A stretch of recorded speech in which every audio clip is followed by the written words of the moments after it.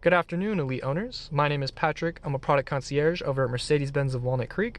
And in today's video, I'll be showing you how to use the cruise control on your 2019 Mercedes-Benz C300. The first step we're going to take is we're going to go ahead and activate the cruise control system. In order to do so, we're going to go ahead and push up on this lever right here, located on the left-hand side of your steering wheel. If you pay attention to that center screen there, we actually had another speedometer come up on the top left-hand side of the screen.